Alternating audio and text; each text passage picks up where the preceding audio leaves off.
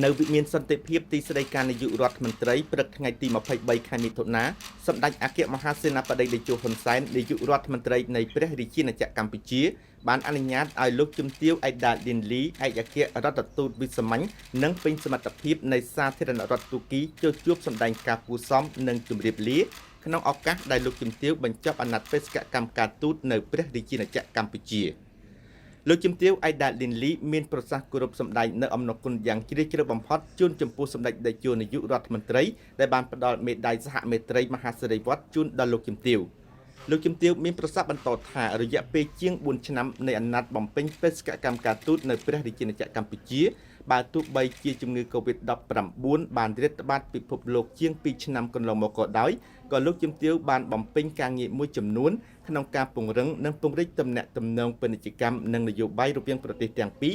ក្នុងនោះមានការរៀបចំដំណើរបំពេញទស្សនកិច្ចផ្លូវការរបស់សម្ដេចតេជោនាយករដ្ឋមន្ត្រីទៅកាន់ប្រទេសទូគីនិងទស្សនកិច្ចរបស់ថ្នាក់ដឹកនាំកម្ពុជាទៅកាន់ប្រទេសទូគីជាបន្តបន្ទាប់លោកជំទាវបន្តថាលោកជំទាវពិតជាមានកិត្តិយសបំផុតដែលបានមកបំពេញបេសកកម្មការទូតនៅកម្ពុជាដើម្បីបម្រើទាំងទូគីទាំងកម្ពុជាហើយការចាក់ចេញពីប្រទេសកម្ពុជានៅពេលនេះលោកជំទាវមានអារម្មណ៍ថាជាការចាក់ចេញពីផ្ទះដែលធ្លាប់រស់នៅទោះបីជាយ៉ាងណាក៏ដោយលោកជំទាវសូមគោរពជំរាបជូនសម្ដេចតេជោថាលោកជំទាវនឹងបន្តធ្វើការដើម្បីធ្វើយ៉ាងណាឲ្យទំនាក់ទំនងរវាងប្រទេសទាំងពីរកាន់តែរឹងមាំនិងស៊ីជម្រៅថែមទៀតមិនថាលោកជំទាវនៅទីណានោះទេជាការឆ្លើយតបសម្ដេចតេជោនាយករដ្ឋមន្ត្រីមានប្រសាសន៍ថ្លែងនៅអំណរគុណជូនចំពោះលោកជំទាវ អេដា ឌិនលី ដែលមានស្នាដៃធំធេងក្នុងការបំពេញបេសកកម្មការទូតយ៉ាងរស់រវើកនិងផ្លែផ្កាក្នុងការជួបចំណែកយ៉ាងសកម្មតាមរយៈបេសកកម្មការទូតរបស់លោកជំទាវក្នុងការពង្រឹងពង្រីកនៅទំនាក់ទំនងកិច្ចសហប្រតិបត្តិការនៃប្រទេសទាំងពីរកម្ពុជាទូគីពិសេសរៀបចំឲ្យមានដំណើរទស្សនកិច្ចជាប្រវត្តិសាស្ត្ររបស់សម្ដេចនិងថ្នាក់ដឹកនាំកម្ពុជាទៅកាន់ប្រទេសទូគីនិងរៀបចំមូលដ្ឋានជាច្រើនក្នុងការពង្រឹងទំនាក់ទំនងសេដ្ឋកិច្ចដែលទំហំពាណិជ្ជកម្មប្រទេសទាំងពីរនឹងកើនឡើងលើអត្រាដែលបានគ្រោងទុកសម្ដេចតេជោក៏បានថ្លែងអំណរគុណជូនចំពោះរដ្ឋាភិបាលទូគីដែលបានផ្ដល់ជំនួយដល់កម្ពុជាទាំងការជួយដល់ជនក្រីក្រសាងសង់ផ្ទះជូនជនក្រីក្រស្ថាបនាផ្លូវជនបទនិងសូមជូនពរលោកជំទាវ អេដា ឌិនលីទទួលបានជោគជ័យជាបន្តបន្ទាប់ទៀតក្នុងបេសកកម្មការងាររបស់លោកជំទាវនាថ្ងៃអនាគត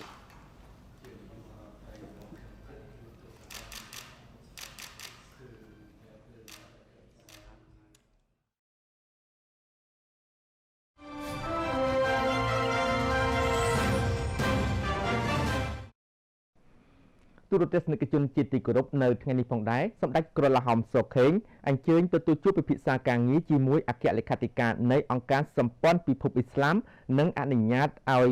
អនុរដ្ឋមន្ត្រីក្រសួងនគរបាលវៀតណាមចូលជួបពិភាក្សាការងារសម្ដេចក្រឡាហោមសុខេងឧបនាយករដ្ឋមន្ត្រីក្រសួងមហាផ្ទៃ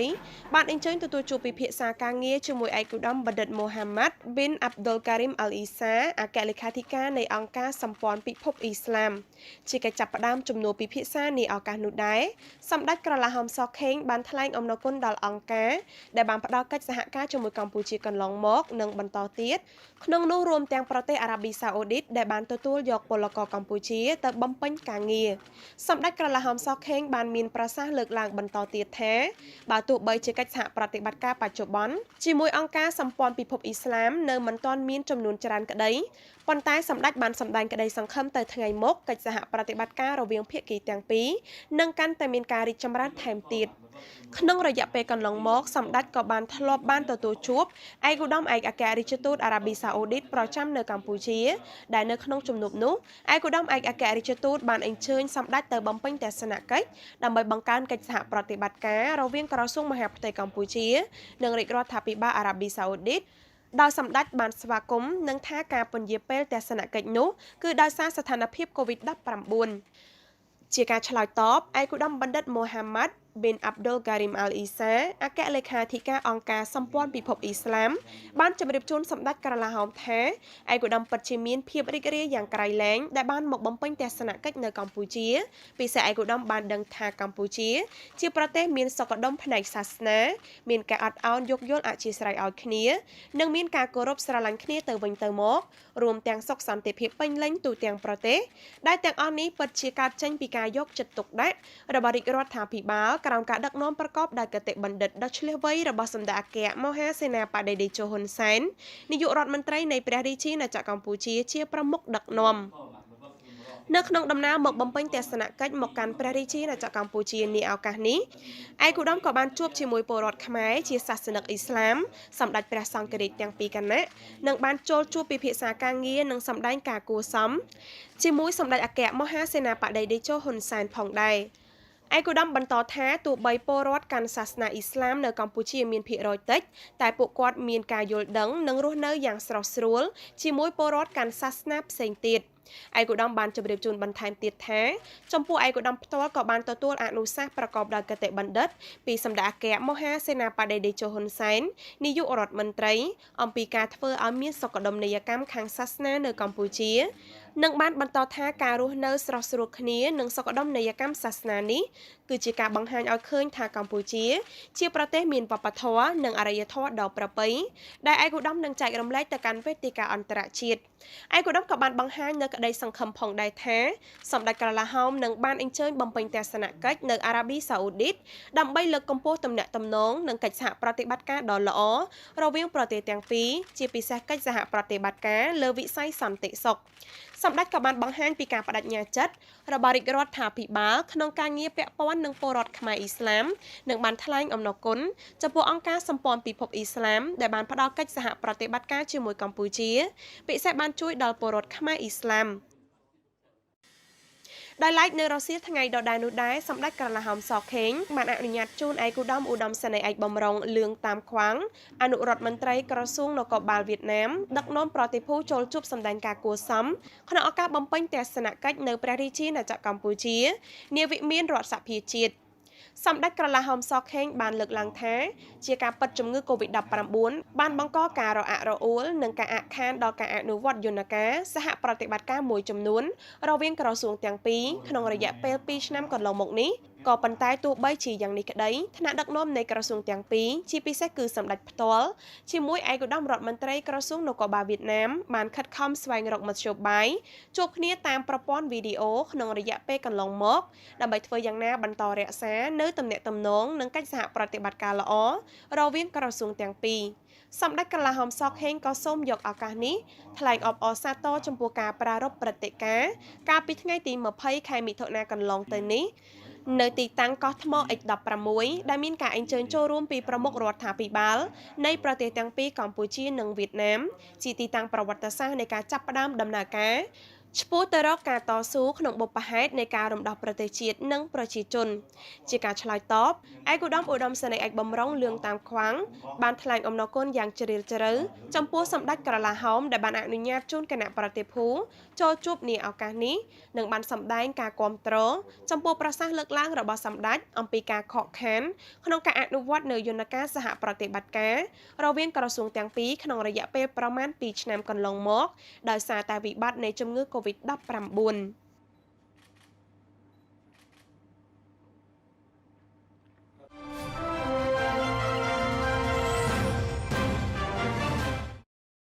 ទូរទស្សនិកជនជាទីគោរពចំណាយព័ត៌មានជាបន្តឯកឧត្តមទេសរដ្ឋមន្ត្រីអ៊ូស្ម៉ាន់ហាសាន់ទទួលជួបពិភាក្សាការងារជាមួយនឹងអគ្គលេខាធិការសម្ព័ន្ធពិភពអ៊ីស្លាមឯកឧត្តមបណ្ឌិតអូស្ម៉ានហាសានទេសរដ្ឋមន្ត្រីទទួលបន្ទុកបេសកកម្មពិសេសប្រធានមជ្ឈមណ្ឌលអ៊ីស្លាមភ្នំពេញនិងជាសមាជិកឧត្តមក្រុមប្រឹក្សាអង្គការសម្ព័ន្ធពិភពលោកហៅកាត់ថា Rabita បានជួបពិភាក្សាការងារជាមួយឯកឧត្តមបណ្ឌិត Mohammad Abdul Karim Al Isa អគ្គលេខាធិការអង្គការសម្ព័ន្ធពិភពអ៊ីស្លាមនៅមជ្ឈមណ្ឌលអ៊ីស្លាមភ្នំពេញនៅក្នុងជំនួបនេះឯកឧត្តមទេសរដ្ឋមន្ត្រីអូស្មានហាសាន់បានជម្រាបជូនអគ្គលេខាធិការអង្គការសម្ព័ន្ធពិភពអ៊ីស្លាមថាមជ្ឈមណ្ឌលអ៊ីស្លាមភ្នំពេញនេះជាភស្តុតាងមិនអាចកាត់ថ្លៃបានមួយដែលរាជរដ្ឋាភិបាលកម្ពុជាបានប្រគល់ឲ្យសហគមន៍មូស្លីមកម្ពុជាគ្រប់គ្រងនិងអភិវឌ្ឍសម្រាប់បម្រើផលប្រយោជន៍សហគមន៍អ៊ីស្លាមទាំងមូលនៅក្នុងប្រទេសកម្ពុជាឯកឧត្តមទេសរដ្ឋមន្ត្រីបន្ថែមថានៅមុនឆ្នាំ1979ដោយសារតែសង្គ្រាមតំបន់នេះមិនមានការអភិវឌ្ឍនោះទេហើយថែមទាំងក្លាយជាបន្ទាយទីហ៊ានទៀតផងប៉ុន្តែនៅក្រៅឆ្នាំ1979រដ្ឋាភិបាលកម្ពុជាបានប្រគល់តំបន់នេះជូនសហគមន៍អ៊ីស្លាមដើម្បីគ្រប់គ្រងក៏ដូចជាសម្រាប់បម្រើវិស័យសង្គមគិច្ចសាសនាអប់រំនិងវិស័យផ្សេងៗទៀត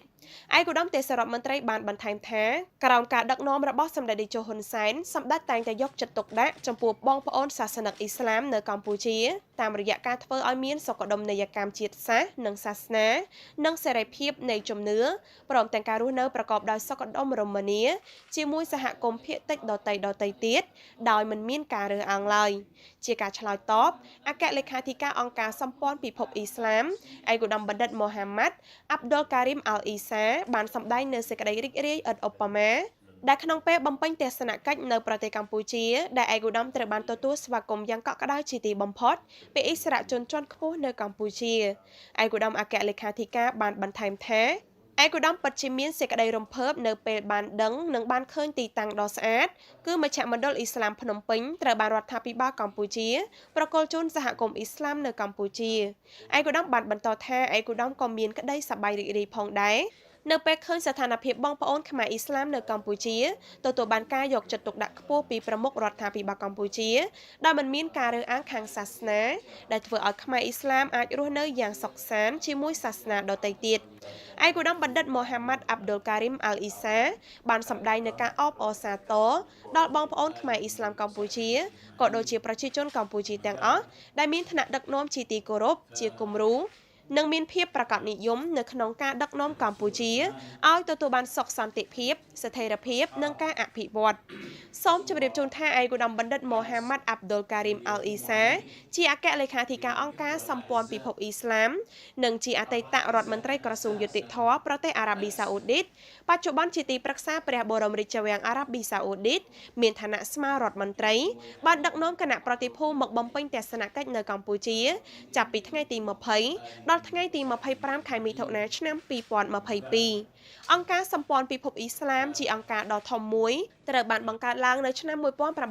1962ដោយព្រះចៅហ្វៃសលអាល់សាអូតជាសមាជិកសង្កេតការណ៍របស់អង្គការសហប្រជាជាតិជាសមាជិកសង្កេតការណ៍របស់អង្គការសហប្រតិបត្តិការអ៊ីស្លាមដែលមានទីស្នាក់ការនៅទីក្រុងម៉ាកាប្រទេសអារ៉ាប៊ីសាអូឌីតមានការិយាល័យរបស់ខ្លួនជាច្រើនដែលគ្របដណ្ដប់ចំនួន95ប្រទេស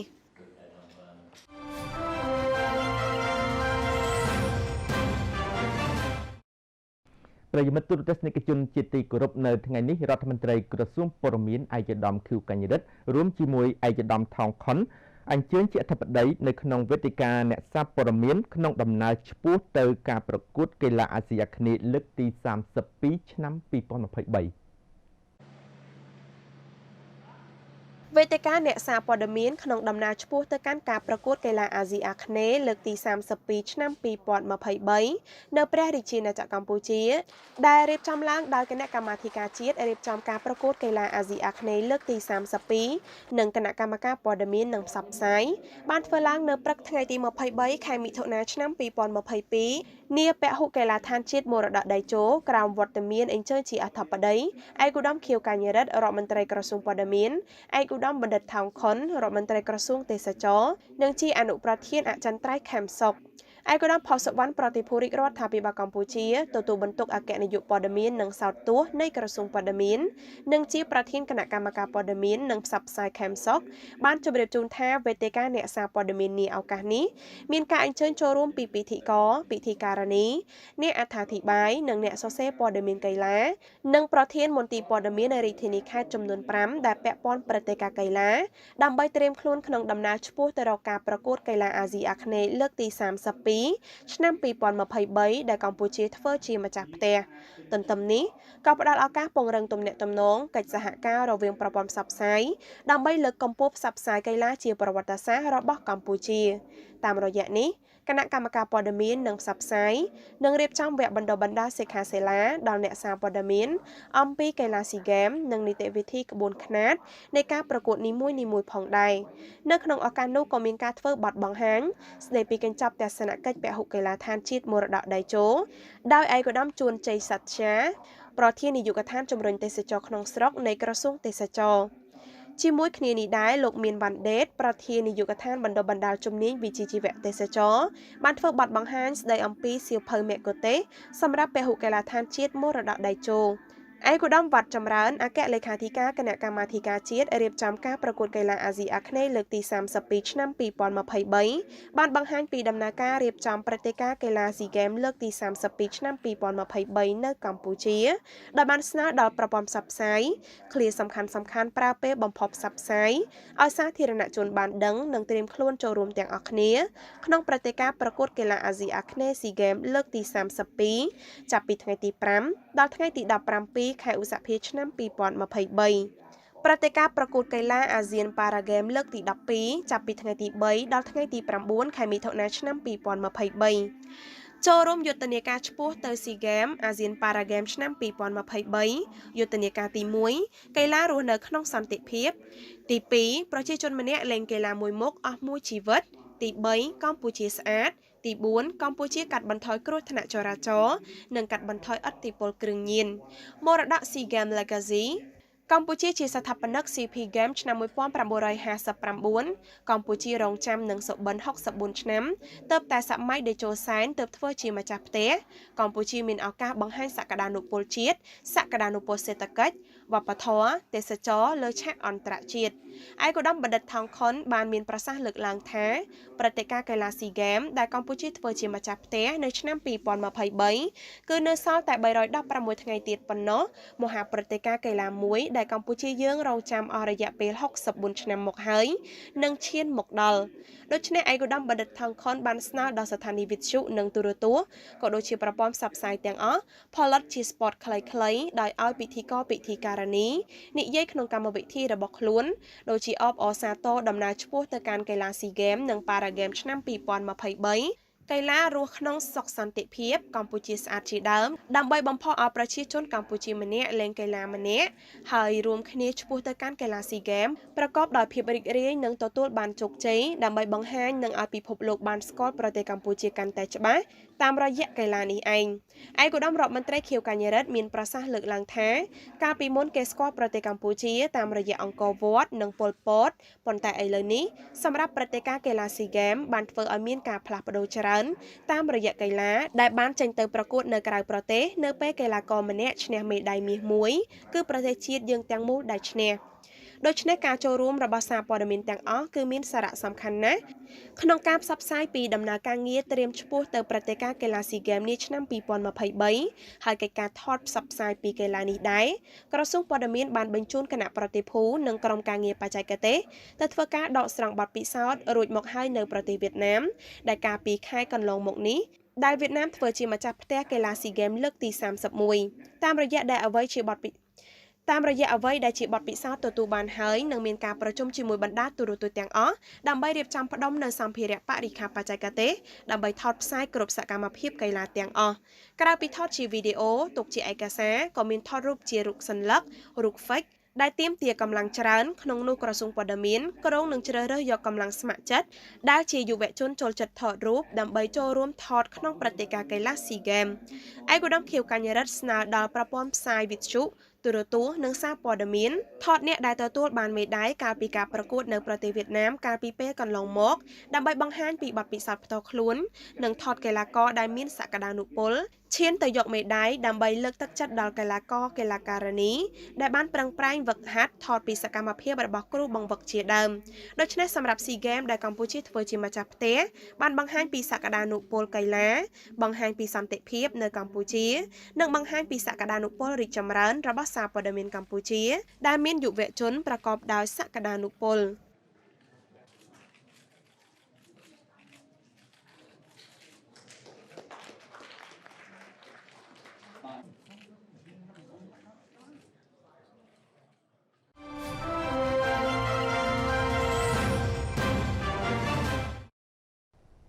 យើងងាកមកមើលព័ត៌មានជាបន្តឯកឧត្តមវែងសុខុនអញ្ជើញជាអធិបតីភាពក្នុងពិធីរំលឹកខួបអនុស្សាវរីយ៍នៃការបង្កើតសម្ព័ន្ធកសិកម្មអភិរក្សនិងប្រព័ន្ធវប្បកម្មនិរន្តរភាពកម្ពុជាឯកឧត្តមវែងសុខុនរដ្ឋមន្ត្រីក្រសួងកសិកម្មរុក្ខាប្រមាញ់និងនេសាទបានអញ្ជើញជាអធិបតីក្នុងពិធីរំលឹកខួបអនុស្សាវរីយ៍នៃការបង្កើតសម្ព័ន្ធកសិកម្មអភិរក្សនិងប្រព័ន្ធវប្បកម្មនិរន្តរភាពកម្ពុជាខាស៊ីសរយៈពេល3ឆ្នាំដែលពិធីនេះបានរៀបចំឡើងនៅក្នុងទីស្តីការក្រសួងកសិកម្មរុក្ខាប្រមាញ់និងនេសាទ MAFF និងដោយមានការអញ្ជើញចូលរួមពីឯកឧត្តមអញ្ជើញមកពីក្រសួងស្ថាប័នពាក់ព័ន្ធថ្នាក់ដឹកនាំក្រសួងកសិកម្មរុក្ខាប្រមាញ់និងនេសាទភ្ញៀវជាតិអន្តរជាតិនិងដៃគូអភិវឌ្ឍន៍ឯកឧត្តមរដ្ឋមន្ត្រីបានអានសន្ទរកថាជូនអង្គពិធីជ្រាបអំពីសប្តាហ៍នៃការបង្កើតសម្ព័ន្ធកសិកម្មអភិរក្សនិងប្រព័ន្ធវប្បកម្មនិរន្តរភាពកម្ពុជានេះឡើងក្នុងគោលបំណងគឺដើម្បីជំរុញឲ្យមានការទទួលយកកាន់តែទូលំទូលាយនៃវិធីសាស្ត្រនិងបច្ចេកទេសច្នៃប្រឌិតថ្មីទាំងនេះហើយវាគឺជាយន្តការថ្នាក់ជាតិមួយដែលត្រូវបានបង្កើតឡើងជាវេទិកាសម្រាប់ការលើកកម្ពស់កសិកម្មអភិរក្សនិងប្រព័ន្ធវប្បកម្មនិរន្តរភាពឆ្ពោះទៅកាន់ការផ្លាស់ប្ដូរជាកសិកម្មអេកូឡូស៊ីនៅក្នុងប្រទេសកម្ពុជានិងនៅអាស៊ីអាគ្នេយ៍សម្ព័ន្ធគ្រប់គ្រងដោយ MAFF តាមរយៈគណៈកម្មការតម្រង់ទិសដែលសមាជិកមកពីក្រសួងមហាផ្ទៃក្រសួងបរិស្ថានក្រសួងកិច្ចការនារីក្រសួងធនធានទឹកនិងឧតុនិយមនិងសភាពាណិជ្ជកម្មកម្ពុជាសកម្មភាពសំខាន់ដែលសម្ព័ន្ធបានអនុវត្តក្នុងរយៈពេល3ឆ្នាំកន្លងមកលទ្ធផលសម្រេចបានបញ្ហាប្រឈមនិងផែនការសកម្មភាពអនុវត្តបន្តសំណុំពរនិងអនុសាសន៍បន្ថែមឯកឧត្តមរដ្ឋមន្ត្រីបានឆ្លៀតយកឱកាសនេះថ្លែងអំណរគុណយ៉ាងជ្រាលជ្រៅជូនចំពោះក្រសួងស្ថាប័នពាក់ព័ន្ធអង្គការជាតិអន្តរជាតិដៃគូអភិវឌ្ឍន៍និងក្រុមការងារសម្ព័ន្ធដែលបានរួមសហការអនុវត្តការងារទទួលបានលទ្ធផលល្អប្រសើរនិងបានគាំទ្រឲ្យបន្តការងារកសិកម្មអភិរក្សនិងប្រព័ន្ធវប្បកម្មនិរន្តរភាពនិងកសិកម្មអេកូឡូស៊ីឲ្យកាន់តែប្រសើរឡើងឈានឆ្ពោះទៅកាន់មាគ៌ាថ្មីមួយសម្រាប់ផលិតកម្មកសិកម្មនិងការគ្រប់គ្រងដីធ្លីនិងជីវៈចម្រុះនិងការប្រមូលកាបូនក្នុងដីប្រកបដោយនិរន្តរភាពបង្កើនសមត្ថភាពច្នៃប្រឌិតនិងទេពកោសល្យដែលនាំឲ្យជីវភាពរស់នៅរបស់ប្រជាកសិករនិងសហគមន៍កាន់តែប្រសើរឡើងក្នុងបរិបទនៃការប្រែប្រួលអាកាសធាតុនិងវិបត្តិសេដ្ឋកិច្ចសកល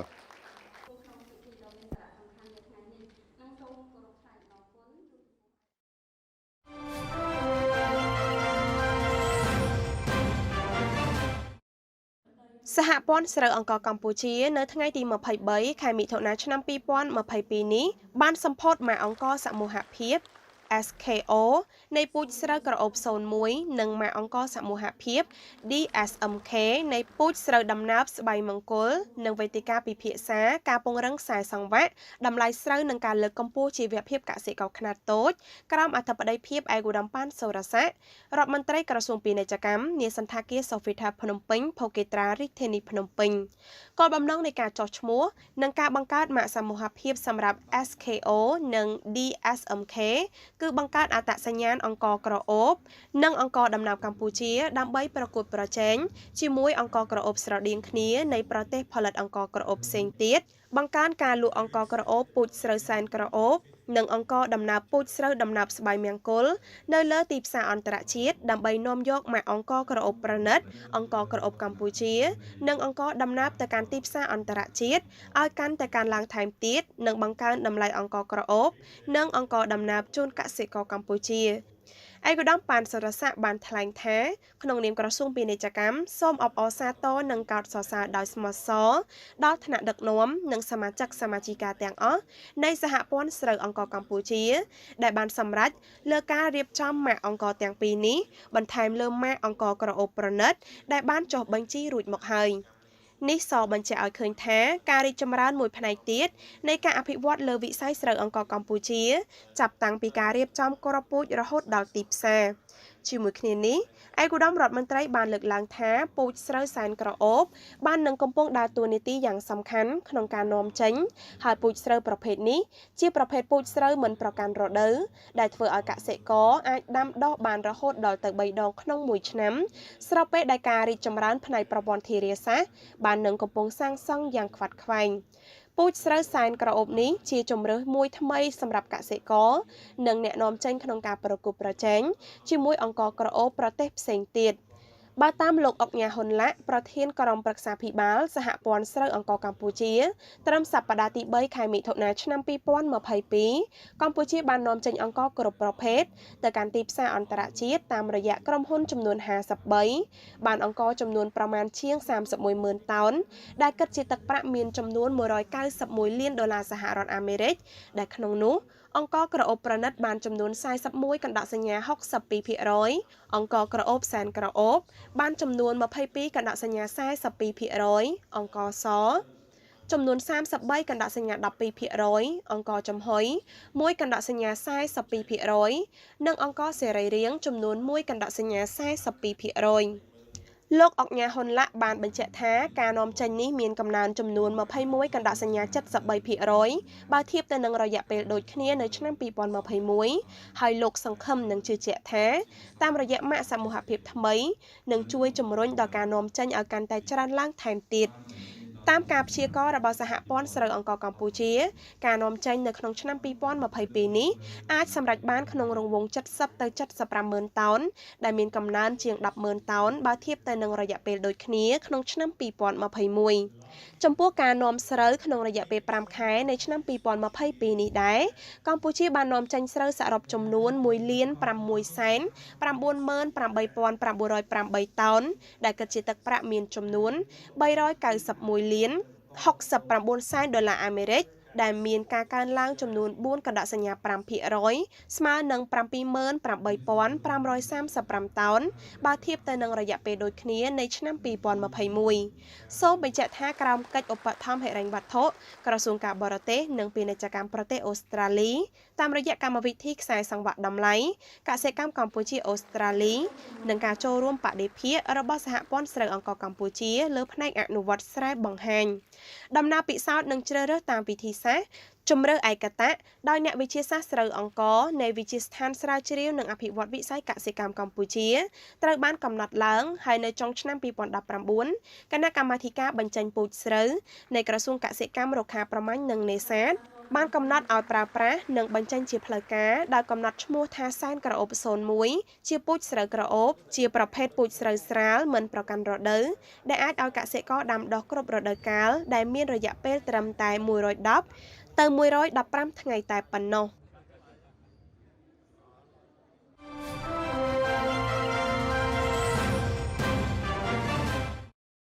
ទូរទស្សនិកជនជាតិទីគោរពចំពោះព័ត៌មានជាបន្តឯកឧត្តមឈៀងវុនអញ្ជើញបើកវេទិកាសាធារណៈថ្នាក់ជាតិស្តីពីការចូលរួមរបស់ពលរដ្ឋក្នុងដំណើរការនៃការកសាងផែនការថវិកានិងការតាមដានលើចំណូលចំណាយថវិកាសាធារណៈក្នុងបរិបទជំងឺ Covid-19 នៅសន្តាគារកម្ពុជាយ៉ាណារាជធានីភ្នំពេញឯកឧត្តមឈៀងវុនតំណាងដ៏ខ្ពង់ខ្ពស់របស់សម្ដេចអគ្គមហាពញាចក្រីហេងសំរិនប្រធានរដ្ឋសភានៃព្រះរាជាណាចក្រកម្ពុជានិងជាប្រធានគណៈកម្មការសេដ្ឋកិច្ចហិរញ្ញវត្ថុធនាគារនិងសប្បនកម្មនៃរដ្ឋសភាបានអញ្ជើញជាអធិបតីក្នុងពិធីបើកវេទិកាសាធារណៈថ្នាក់ជាតិស្តីពីការចូលរួមរបស់ពលរដ្ឋក្នុងដំណើរការនៃការកសាងផែនការថវិកានិងការតាមដានលើចំណូលចំណាយថវិកាសាធារណៈក្នុងបរិបទ COVID-19 ឯកឧត្តមឈៀងវុនមានប្រសាសន៍ថាវេទិកាសាធារណៈនេះរៀបចំឡើងក្នុងគោលបំណងរួមមានទី1បង្កើនការយល់ដឹងនិងលើកកម្ពស់ការចូលរួមរបស់សាធារណជនទៅលើតម្លាភាពនិងគណនេយ្យភាពថវិការួមទាំងដំណើរការនៃការរៀបចំផែនការថវិកានិងការអនុវត្តផែនការថវិកានៅថ្នាក់ជាតិនិងនៅថ្នាក់ក្រោមជាតិទី2ផ្ដល់ឱកាសដល់អ្នកចង់បង់ពន្ធរួមទាំងយុវជនសង្គមស៊ីវិលអង្គការមិនមែនរដ្ឋាភិបាលបានជួបពិភាក្សាជាមួយក្រសួងពាក់ព័ន្ធនិងអ្នកធ្វើគោលនយោបាយនានាសម្ដៅឈ្មោះទៅបង្កើនការចូលរួមជាសាធារណៈនៅក្នុងវដ្តនៃដំណើរការរៀបចំផែនការនៅថ្នាក់ជាតិនិងនៅថ្នាក់ក្រោមជាតិទី3ផ្ដល់ឱកាសដល់អ្នកបង់ពន្ធរួមទាំងយុវជនសង្គមស៊ីវិលអង្គការក្រៅរដ្ឋាភិបាលផ្ដល់នៅធាតុចូលជូនក្រសួងពាក់ព័ន្ធនិងអ្នកធ្វើគោលនយោបាយនានាសម្ដៅឈ្មោះទៅធ្វើឲ្យប្រសើរឡើងនៅតម្លាភាពនិងគណនេយ្យភាពថវិកាជាតិការបញ្ជ្រាប gender គោលការណ៍បរិយាបន្ននិងជំរឿសផ្សេងទៀតដើម្បីលើកកម្ពស់ប្រសិទ្ធភាពថវិកាថ្នាក់ជាតិនិងថ្នាក់ក្រោមជាតិឯកឧត្តមបានបន្ថែមថាវេទិកានេះរៀបចំឡើងដោយមានវិធានការបង្ការនិងទប់ស្កាត់ជំងឺដែលបង្កឡើងដោយមេរោគ COVID-19 តាមការណែនាំរបស់អង្គការសុខភាពពិភពលោកនិងក្រសួងសុខាភិបាលឯកឧត្តមបានបន្តថា ក្រោមការដឹកនាំរបស់សម្ដេចអគ្គមហាសេនាបតីតេជោហ៊ុនសែននាយករដ្ឋមន្ត្រីនៃព្រះរាជាណាចក្រកម្ពុជាថ្មីនេះបានសង្គ្រោះអាយុជីវិតប្រជាពលរដ្ឋចេញពីមាត់មច្ឆរិយ COVID-19 ដោយមិនមានការរើសអើងនិងមិនប្រកាន់និន្នាការនយោបាយណាមួយនោះឡើយបន្ថែមពីនេះនៅក្នុងសង្គ្រាម COVID-19 សម្ដេចតេជោបានរក្សានៅលំនឹងពីហានិភ័យនៃវិនិស្សកម្មបង្កដោយជំងឺនេះតាមរយៈការសម្រេចរៀបចំមូលដ្ឋាននៃការព្យាបាលរឹងមាំរួមមានជាអាចការបើកដំណើរការមជ្ឈមណ្ឌលព្យាបាលទាំងថ្នាក់មូលដ្ឋាននិងថ្នាក់តំបន់នៅទូទាំងប្រទេសការសម្រេចចិត្តរហ័សទាន់ពេលវេលាក្នុងការជ្រើសរើសយកថ្នាំព្យាបាលនិងវ៉ាក់សាំង COVID-19 ដើម្បីចាក់ជូនដល់ប្រជាពលរដ្ឋព្រមទាំងការសម្រេចអនុញ្ញាតឲ្យព្យាបាលតាមផ្ទះដោយមានការចូលរួមពិចារណាពីគ្រូយោបល់និងសិក្សាស្រាវជ្រាវច្បាស់លាស់ត្រឹមត្រូវរបស់ក្រុមបច្ចេកទេសជំនាញនៃក្រសួងសុខាភិបាលនិងភាគីពាក់ព័ន្ធនានាចំណាត់ការដ៏ស័ក្តិសិទ្ធិនិងប្រកបដោយភាពហ្មត់ចត់នេះបានជួយឲ្យកម្ពុជាឈានទៅបើកប្រទេសឡើងវិញលើគ្រប់វិស័យដែលជាការធានាបាននូវតុល្យភាពនៃសុខភាពសុខុមាលភាពប្រជាពលរដ្ឋនិងដំណើរការជាប្រក្រតីនៃចរន្តសេដ្ឋកិច្ចរបស់ប្រទេសជាតិទាំងមូលទន្ទឹមនឹងនោះការបើកវេទិកានេះក៏ជាការរួមចំណែកផងដែរក្នុងការធ្វើជាមូលដ្ឋានក្នុងធាតុចូលសម្រាប់ធ្វើក្របខ័ណ្ឌគោលនយោបាយម៉ាក្រូសេដ្ឋកិច្ចនិងគោលនយោបាយហិរញ្ញវត្ថុសាធារណៈសម្រាប់រៀបចំសេចក្តីព្រាងច្បាប់ស្តីពីហិរញ្ញវត្ថុសម្រាប់ការគ្រប់គ្រងឆ្នាំ2023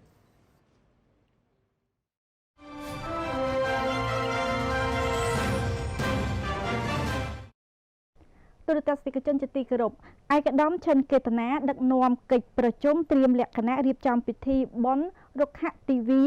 នាថ្ងៃទី9ខែកក្កដាឆ្នាំ2022ស្ថិតនៅខេត្តបាត់ដំបងនៅសាលប្រជុំអគ្គលេខាធិការដ្ឋានគណៈកម្មាធិការជាតិរៀបចំបុណ្យជាតិអន្តរជាតិបានបើកកិច្ចប្រជុំក្រោមអធិបតីភាពឯកឧត្តមឈិនកេតនាទីប្រឹក្សារាជរដ្ឋាភិបាលអនុប្រធានអចិន្ត្រៃយ៍និងជាអគ្គលេខាធិការគណៈកម្មាធិការជាតិរៀបចំបុណ្យជាតិអន្តរជាតិដែលមានការអញ្ជើញចូលរួមពីតំណាងក្រសួងរដ្ឋលេខាធិការដ្ឋានស្ថាប័នព្រមទាំងតំណាងអភិបាលរាជធានីខេត្តពាក់ព័ន្ធដើម្បីពិភាក្សាអំពីការត្រៀមលក្ខណៈរៀបចំពិធីរុក្ខទិវានាថ្ងៃទី9ខែកក្កដាឆ្នាំ2022ស្ថិតនៅក្នុងស្ថានីយ៍ផ្សព្វផ្សាយនិងស្ដារព្រៃឈើសម្បូរមាសភូមិសម្បូរមាសឃុំស្នឹងស្រុកបាណន់ខេត្តបាត់ដំបងក្រោមព្រះរាជាធិបតីភាពដ៏ខ្ពង់ខ្ពស់បំផុតព្រះករុណាជាអម្ចាស់ជីវិតលើត្បូងព្រះមហាក្សត្រនៃព្រះរាជាណាចក្រកម្ពុជាជាទីគោរពសក្ការៈដ៏ខ្ពង់ខ្ពស់បំផុតឯកឧត្តមឈិនកេតនាប្រធានអង្គប្រជុំបានថ្លែងអំណរគុណចំពោះសមាជិកាអង្គប្រជុំទាំងអស់និងបានជម្រាបជូនអំពីអត្ថន័យនិងសារៈសំខាន់នៃពិធីរុក្ខទិវា9កក្កដាដែលជាមរតកដ៏ថ្លៃថ្លារបស់ព្រះករុណាព្រះមហាវីរក្សត្រព្រះបរមរតនកោដ្ឋពេលព្រះអង្គនៅមានព្រះជន្មព្រះអង្គតែងតែបានយកព្រះទ័យទុកដាក់ចំពោះការដាំដុះព្រៃឈើដ៏មានផលប្រយោជន៍សម្រាប់មនុស្សនិងសត្វនៅក្នុងព្រះរាជាណាចក្រកម្ពុជាក្រោមព្រះរាជបញ្ញាញាណដ៏ភ្លឺស្វាងបំផុតរបស់ព្រះករុណាព្រះមហាវីរក្សត្រព្រះវររាជបិតាជាតិខ្មែរព្រះបរមរតនកោដ្ឋជាទីគោរពសក្ការៈដ៏ខ្ពង់ខ្ពស់បំផុតព្រះអង្គបានបំផុសចលនាដាំដើមឈើហៅថារុក្ខទិវានេះឡើងតាំងពីទសវត្សរ៍ទី30ដែលមានការចូលរួមយ៉ាងរស់រវើកពីប្រជាពលរដ្ឋគ្រប់ស្រទាប់ទាំងអស់ហើយទីបំផុតត្រូវបានទទួលស្គាល់ជាពិធីប្រពៃណីជាតិមួយដែលកំណត់ដោយព្រះរាជក្រឹត្យលេខ738 នសរកតចុះថ្ងៃទី8ខែសីហាឆ្នាំ1952ព្រះអង្គបានបណ្ដុះនៅស្មារតីដល់កូនចៅគ្រប់រូបឲ្យយល់ដឹងអំពីបរិស្ថានអត្ថប្រយោជន៍នៃព្រៃឈើជីវៈចម្រុះគ្រប់ប្រភេទហើយព្រះអង្គមានព្រះរាជបន្ទូលថាការចូលរួមចំណែកការពារនិងថែរក្សាព្រៃឈើជាកាតព្វកិច្ចចាំបាច់របស់ពលរដ្ឋគ្រប់រូបហើយករណីកិច្ចនេះគឺតកូនតចៅនឹងបានបង្កឲ្យអាកាសធាតុមានប្រក្រតីភាពជាវិជ្ជមានចំពោះវិស័យកសិកម្មនិងមនុស្សជាតិបច្ចុប្បន្នក្រោមការដឹកនាំរបស់សម្ដេចអគ្គមហាសេនាបតីតេជោហ៊ុនសែននាយករដ្ឋមន្ត្រីនៃព្រះរាជាណាចក្រកម្ពុជាដែលបានប្រយុទ្ធប្រឆាំងនឹងទប់ស្កាត់ជំងឺ COVID-19 បានយ៉ាងជោគជ័យហើយអាចរៀបចំប្រារព្ធពិធីឡើងវិញដោយប្រព្រឹត្តទៅយ៉ាងមហោឡារិកនិងអធិកអធមជាទីបំផុតការប្រារព្ធទិវានេះគឺជាការឆ្លុះបញ្ចាំងឲ្យឃើញនូវការខិតខំប្រឹងប្រែងយ៉ាងសកម្មរបស់យើងទាំងអស់គ្នាក្នុងការស្ដារគម្របព្រៃឈើឡើងវិញឲ្យមានពណ៌បៃតងនិងដើម្បីរក្សាបាននូវការប្រែប្រួលអាកាសធាតុ ដែលជាបញ្ហាប្រឈមនិងជាកង្វល់រួមដ៏ធំមួយរបស់ពិភពលោកដោយសារតែបណ្ដាប្រទេសជឿនលឿនជាច្រើនបានបញ្ចេញឧស្ម័នពុលឧស្ម័នផ្ទះកញ្ចក់យ៉ាងច្រើនសន្ធឹកសន្ធាប់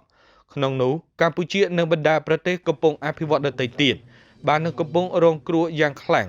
និងបានធ្វើឲ្យកម្ដៅនៅលើផែនដីកើនឡើងមុននឹងបញ្ចប់កិច្ចប្រជុំនេះឯកឧត្តមប្រធានអង្គប្រជុំក៏បានសំណូមពរដល់សមាជិកអង្គប្រជុំទាំងអស់រាយការណ៍ជូនថ្នាក់ដឹកនាំបានជ្រាបនិងសហការចាត់តាំងអនុវត្តឲ្យទទួលបានលទ្ធផលល្អប្រសើរក្នុងពិធីរុក្ខទិវានាឆ្នាំនេះ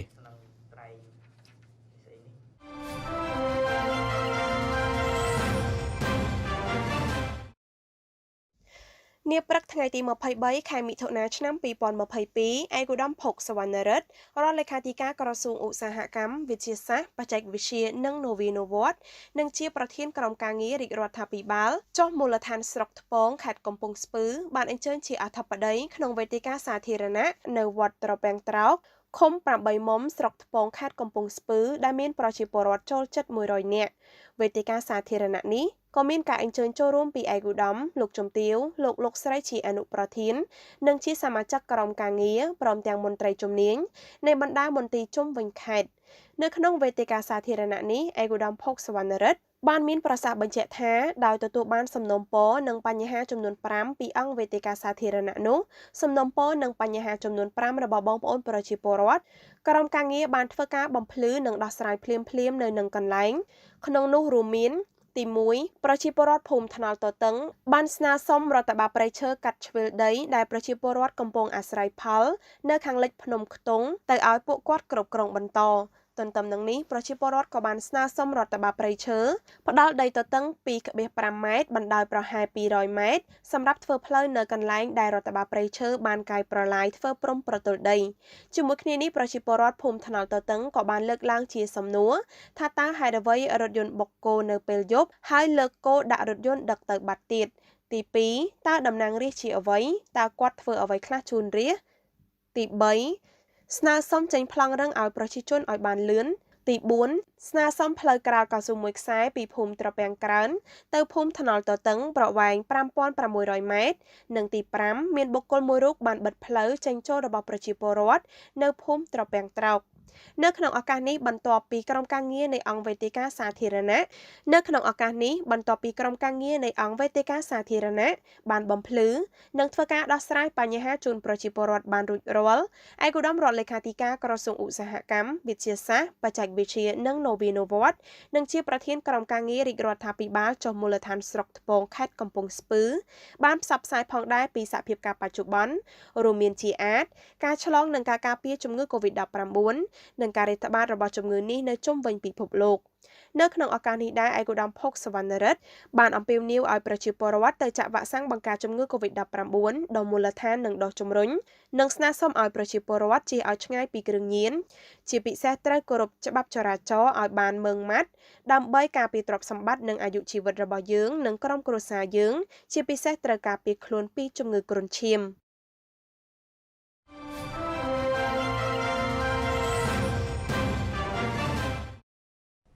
លោកស្រីប្រិយមិត្តទូរទស្សនិកជនជាទីគោរពព័ត៌មានជាតិដែលយើងខ្ញុំទាំងពីរនាក់ជម្រាបជូននៅក្នុងពេលនេះចាប់តែប៉ុណ្ណេះនៅវគ្គក្រោយទូរទស្សនិកជននឹងបានតាមដានទស្សនានៅក្នុងវគ្គព័ត៌មានអន្តរជាតិវិញម្ដងដោយឡែកចំពោះវត្តមានរបស់យើងខ្ញុំទាំងពីរនាក់នៅក្នុងពេលនេះសូមអរគុណនិងសូមគោរពលាត្រឹមតែប៉ុណ្ណេះ